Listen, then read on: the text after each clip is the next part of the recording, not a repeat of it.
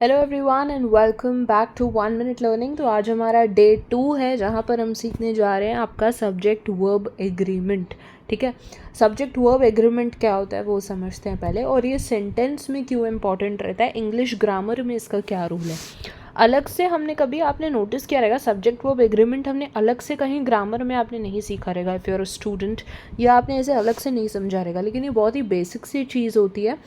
ये आपके जो है सेंटेंस को जो है फाउंडेशन देता है, क्योंकि अक्सर जब भी हमारा स्पोकन इंग्लिश में कहीं मिस्टेक होता है, सेंटेंस फॉर्मेशन में लिखते हुए मिस्टेक होता है, वो इसी वजह से होता है। मेजर कारण मैंने यही देखा है। ओके, तो इंट्रो दे देती हूँ मैं आपको कि ये होता क्या है चीज़। Subject verb agreement ensures that subject and verb in a sentence match the number.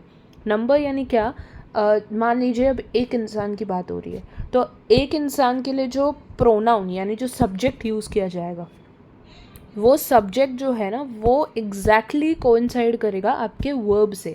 यानी जो सब्जेक्ट है और जो वर्ब है वो एक ही इंसान की बात करना चाहिए। अगर सब्जेक्ट में देखिए, मान लीजिए आपके सब्जेक्ट्स अगर मैं बता दूँ तो कैसे कैसे होते हैं सब्जेक्ट प्रेडिकेट पर ना, मैंने एक शॉर्ट ऑलरेडी डाल रखा है, तो उसका लिंक भी मैं आपको दे दूँगी, आप वो भी देख सकते हैं अगर आपको पता नहीं है सब्जेक्ट क्या होता है तो। ठीक है, यहाँ पर भी मैं आपको थोड़ा बता देती हूँ कि सब्जेक्ट प्रेडिकेट होता क्या है। सेंटेंस में जिस बारे में बात की जा रही है ना वो सब्जेक्ट होता है। जैसे मान लीजिए मैं बोलूँ ही इज़ डांसिंग, ठीक है, तो यहाँ पर सेंटेंस में हम किसकी बात कर रहे हैं, जो सेंटेंस का मेन फोकस है वो कौन है, ही। ओके, तो जो ही है ना वो हमारा सब्जेक्ट हो गया।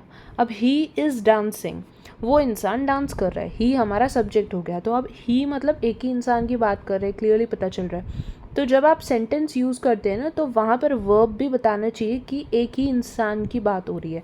अब जो हमारा सेंटेंस है, मान लीजिए मैं यहाँ लिख दूँ ही इज़ डांसिंग, मेरी हैंड राइटिंग थोड़ी सी ख़राब है, ठीक है, तो ही इज़ डांसिंग। अब यहाँ पर मैं अगर आपको बोलूँ कि मुझे बताइए कौन सा ऐसा वर्ब है सेंटेंस में जो आपको बता रहा है कि एक ही इंसान की बात हो रही है। अब ही तो हमारा सब्जेक्ट है, तो उसे तो हम 2 मिनट साइड में रखते हैं।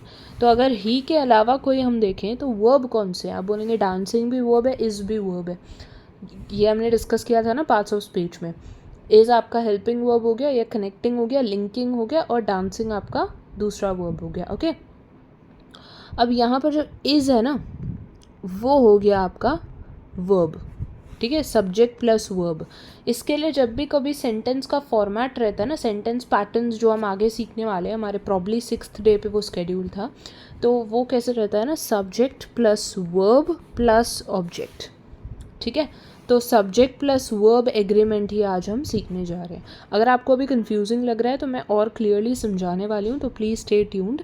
लेकिन सब्जेक्ट और वर्ब क्या एग्रीमेंट रहता है इनका वो हम देखेंगे थोड़ा डिटेल में। मैं आपको वो बता रही हूँ कि हम समझने क्या वाले हैं आज। ओके, तो अब देखिए, अब इंट्रो ले लेते हैं। सब्जेक्ट वर्ब एग्रीमेंट इंश्योर्स कि नंबर जो है वो सेम है, यानी एक इंसान की बात हो रही है ना अगर सब्जेक्ट में, तो वर्ब भी आपको वही बताएगा कि एक ही इंसान की बात हो रही है। वर्ब आपको करेक्ट यूज़ करना है, वर्ब उस हिसाब से आपको लिखना है। ठीक है, उसके आगे बहुत एग्जाम्पल्स हैं तो वो हम देख लेंगे।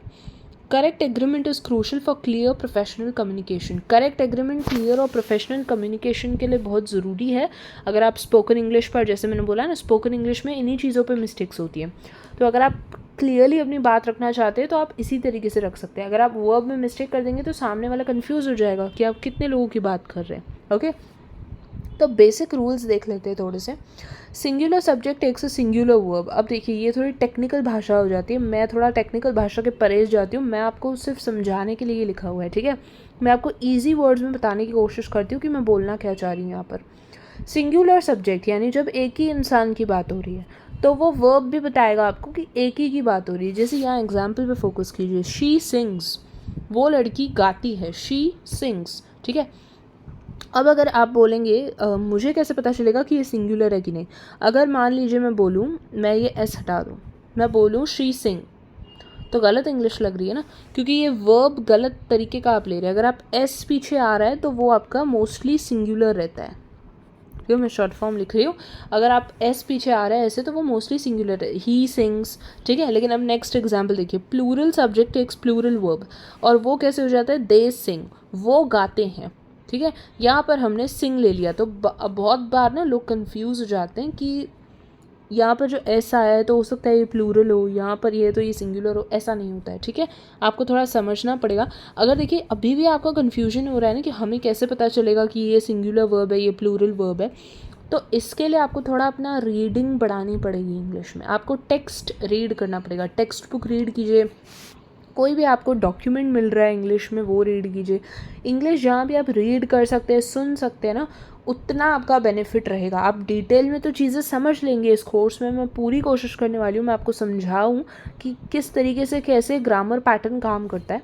लेकिन जब तक आप खुद से रीडिंग नहीं करेंगे ना, आपको समझ नहीं आएगा। रीडिंग करते करते करते करते आपको बहुत समझ आते चलेगा कि कैसे एक्चुअली में यूज़ होती है इंग्लिश, ठीक है। इंग्लिश ऐसे आपकी बेहतर होती चलेगी, ओके। तो सिंगुलर अभी के लिए आप ऐसे याद रखिए, सिंगुलर सब्जेक्ट सिंगुलर वर्ब आएगा, प्लूरल सब्जेक्ट प्लूरल वर्ब आएगा, ठीक है। बेसिकली इसका पर्पस क्या रहता है कि आपको एक ही इंसान की बात हो रही है ना, तो आपको वर्ब वैसा यूज़ करना है कि आप एक ही इंसान की बात कर रहे हैं बस। तो इससे आपकी जो है सेंटेंस फॉर्मेशन में मिस्टेक नहीं होगी, और फिर आप बोलने में भी गलती नहीं करेंगे, लिखने में भी गलती नहीं करेंगे।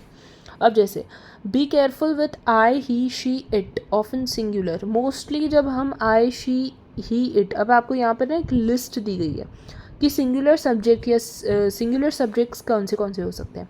तो आई ही शी इट, तो ये वाले जो वर्ड्स रहते हैं ना, इनके साथ जो है सिंग्स ही लगेगा, क्योंकि ये सिंगुलर आपके सब्जेक्ट्स हैं। लेकिन अगर मैं बोलूँ वी यू दे, तो ये प्लूरल हो गए ना, तो यहाँ पर सिंग आएगा, ठीक है। वी सिंग, यू सिंग, दे सिंग, तो ये करेक्ट साउंड कर रहा है ना, तो ये ऐसे हो जाता है। लेकिन अब कुछ एक्सेप्शंस भी हैं, ओके। कलेक्टिव नाउन्स जैसे टीम, फैमिली हो गया, तो यहाँ पर कंटेक्स्ट के हिसाब से जो है सिंगुलर और प्लूरल लिया जाता है। इसके कुछ आगे एग्जाम्पल्स मैंने दिए हैं, लेकिन फ़िलहाल आप ये चीज़ को याद रखिए, ये काफ़ी इम्पोर्टेंट आपका एक्सेप्शन है,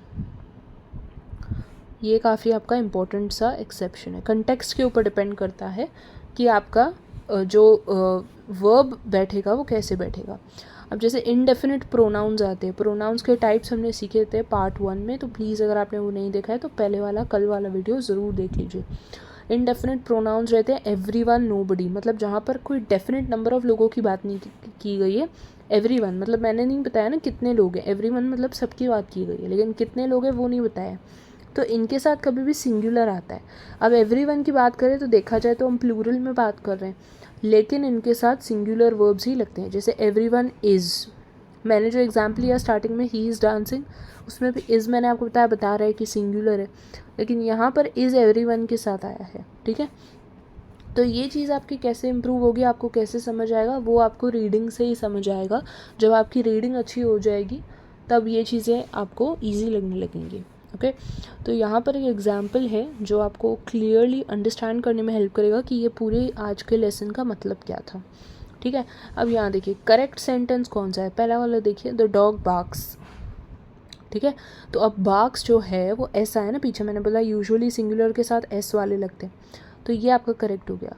अब यहाँ पर फ़र्क देखिए क्या है, सेकंड वाले सेंटेंस में डॉग्स को प्लूरल कर दिया है, मतलब पहले सेंटेंस में सिर्फ एक ही डॉग की बात हो रही है, सेकंड सेंटेंस में बहुत सारे या कुछ एक more than one number of dogs की बात की गई है। तो जब द डॉग्स बोला है तो वो खाली बार्क आएगा, द डॉग्स बार्क्स नहीं होता है, ठीक है। या जैसे इनकरेक्ट है थर्ड वाला, द डॉग बार्क, ऐसा नहीं होता है, ठीक है। तो आपका बोलने का मतलब ये है कि आपका जो सब्जेक्ट और वर्ब है उसका जो है तालमेल बैठना चाहिए, ठीक है।